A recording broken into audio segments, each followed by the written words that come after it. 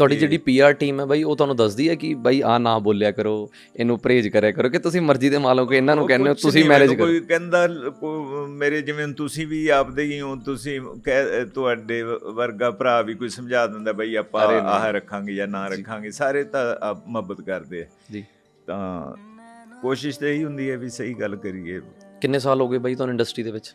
ਮੈਂ ਵੈਸੇ ਸ਼ਕਲ ਵਿਖਾਈ ਸੀ ਜਿਹੜੀ, ਉਹਨੂੰ ਤਾਂ 40 ਸਾਲ ਹੋ ਗਏ, ਪਰ ਉਦੋਂ ਬਾਅਦ ਮੈਂ ਫਿਲਮਾਂ 'ਚ ਆਇਆ। ਉਸ ਵੇਲੇ ਤਾਂ ਮੈਂ ਵਿਛੋਰ ਮੱਥੇ ਹੁੰਦਾ ਸੀ, ਜਿਹੜੀ ਪੁਰਾਣੀ ਪੁੱਤ ਜੱਟਾਂ ਦੇ ਬਣੀ ਸੀ ਜੀ। ਤਾਂ ਤੁਸੀਂ ਮੈਂ 87 ਤੋਂ ਲੱਗ ਕੇ ਸਮਝ ਲਓ ਕੰਮ ਸ਼ੁਰੂ ਕੀਤਾ ਹੋਊਗਾ, ਕਿਉਂਕਿ ਮੈਂ ਜਿਹੜੀ ਮੁਕੰਮਲ ਫਿਲਮ ਕੀਤੀ ਸੀ ਗੱਭਰੂ ਪੰਜਾਬ ਦਾ, ਉਹ 87 ਸ਼ਾਇਦ ਰਿਲੀਜ਼ ਹੋਈ, ਮੈਨੂੰ ਸ਼ੱਕ ਹੈ। ਤਾਂ 90 ਦੇ ਦਹਾਕੇ 'ਚ ਜ਼ਿਆਦਾ ਬਿਜ਼ੀ ਹੋਏ ਆ। ਉਸ ਤੋਂ ਪਹਿਲਾਂ ਇੱਕ ਦੋ ਫਿਲਮਾਂ ਆਈਆਂ ਸੀ।